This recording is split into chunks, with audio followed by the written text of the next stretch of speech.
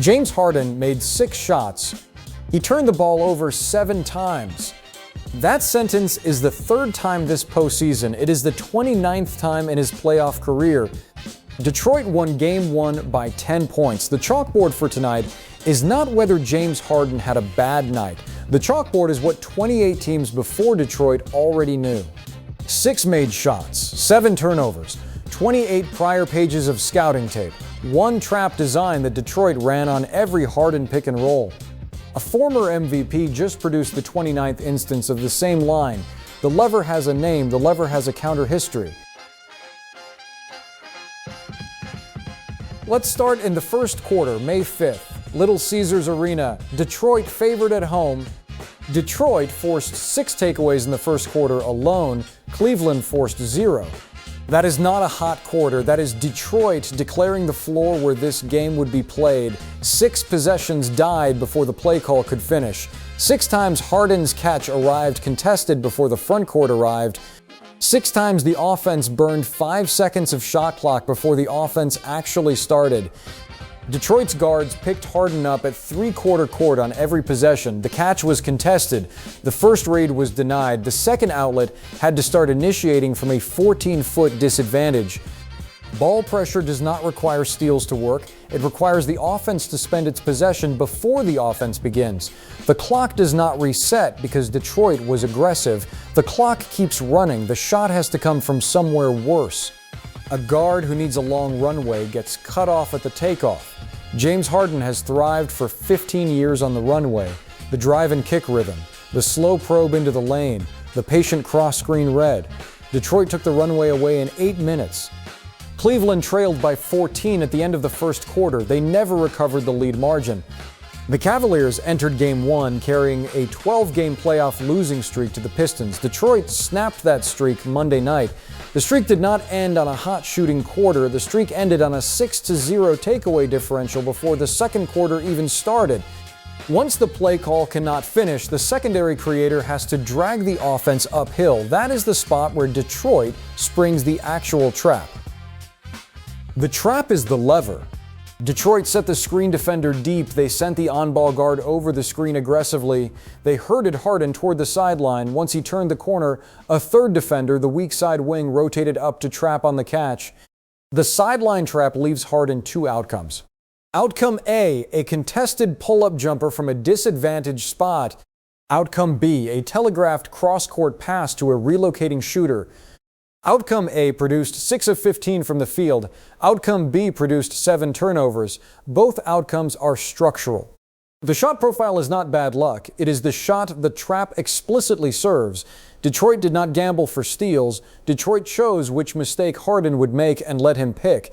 He picked answer A 6 times. He picked answer B 7 times. 6 made, 7 turned over. That is the 3rd time this postseason. It is the 29th time in his playoff career. 29th instance. The pattern predates Cleveland by a dozen years. It predates the Clippers stint. It predates the Brooklyn stint. It predates the Houston stint. The shape of the failure mode does not move when the jersey moves because the failure mode lives in the player's decision tree, not the player's locker room. 28 prior playoff opponents already ran this design. The Detroit film room did not invent a counter.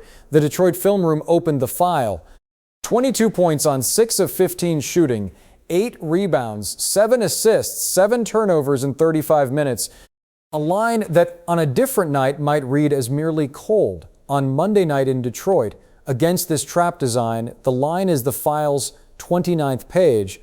And every telegraphed cross-court pass becomes the next number on the chalkboard. Detroit shot 35 free throws, Cleveland shot 16. A 35-16 disparity is not a referee bias number. It is a pace of game signature. Every telegraphed Harden cross-court pass that the trap produced did not stop being a basketball play. It became Detroit's basketball play. Detroit's possession clock fresh. Detroit's defenders backpedaling into a transition advantage. Transition advantage in 2026 is not just dunks, it is whistles. Defenders running back into their own paint commit reach-in fouls. Late rotations turn into bailout 2-shot fouls. The bench unit playing catch-up commits 1-on-3 closeout fouls because the third defender never made it back. 35 free throw attempts, 16 for Cleveland, 19 trip differential. Detroit scored 31 points off turnovers. The final margin was 10. Subtract the turnover Cascade points, and Cleveland wins by 21. That is the entire margin and 10 more on top of it. That is not a sloppy game. That is the math harvest. The Cunningham to Duren 3-dunk sequence in the second quarter is what the highlight reels carry. Cade Cunningham passing to Jalen Duren. 3 consecutive transition dunks. The building came alive on a single possession sequence. The dunk reel is the pretty number. The 31 points off turnovers is the ugly number. Both come from the same lever. The trap in the second scene produces the math in this scene. The math in this scene produces the steel man the league discourse will reach for tomorrow morning. That steel man will say Harden was just sloppy. Harden was just rusty. Harden was just adjusting to Cleveland's system. The verdict refuses every one of those frames. The verdict replaces them with the 28 prior teams. So here is the question the data is forcing. Was Game 1 a sloppy night for a former MVP, or was it the 29th instance of a 15-year pattern?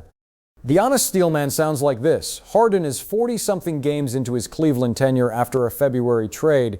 He is still learning the personnel. The 6 of 15 night is integration friction. The 7 turnovers are timing-based, not structural. Detroit will not get this many free throws again. The 12-game postseason losing streak Cleveland was carrying was the actual variance, and it broke Monday. Harden will adjust. Cleveland will adjust. On its own terms, that steelman is reasonable. The problem is the count. 29 instances across a 15-year playoff career is not integration friction with a new team. The pattern predates Cleveland by 12 years. It predates the Clippers. It predates Brooklyn. It predates Houston. The shape of the failure mode does not move when the jersey moves. The failure mode is a ball pressure into sideline trap response, and it lives in the player's decision tree. Detroit did not catch Harden on a bad night. Detroit ran the file the league has been updating since 2012. There are 3 pressures in that file. Pressure 1, ball pressure at 3/4 court. The catch arrives late. The play call burns 5 seconds. Cleveland averaged a half-court possession that started with 5 seconds already gone. Pressure 2, the sideline pick-and-roll trap. 2 outcomes, contested jumper or telegraphed pass. The offense picks its own poison, 6 made, 7 turned over. Pressure 3, the transition foul cascade. Every turnover becomes a Detroit fast break or a Detroit free throw. 35-16 on the line, 31 points off turnovers. The math harvests. 3 pressures, 1 outcome. 28 teams already wrote the page Detroit opened on Monday. Cleveland's question for Game 2 is not whether Harden plays harder. The question is whether the 29th instance of a 15-year pattern can become a counter-instance in 48 hours. The chalkboard says no. The film room says no. The math has said no 28 times before. Game 2 is in Detroit. Same building, same chalkboard. The Pistons have the file. The Cavaliers have 48 hours, and a former MVP who has answered this question 28 times and produced the same answer 28 times. We will see what page 2 of the playbook looks like for whichever side has one. Next time on Chalk Tactics, we look at how the Western Conference best half-court defense built itself in 12 months. Until then,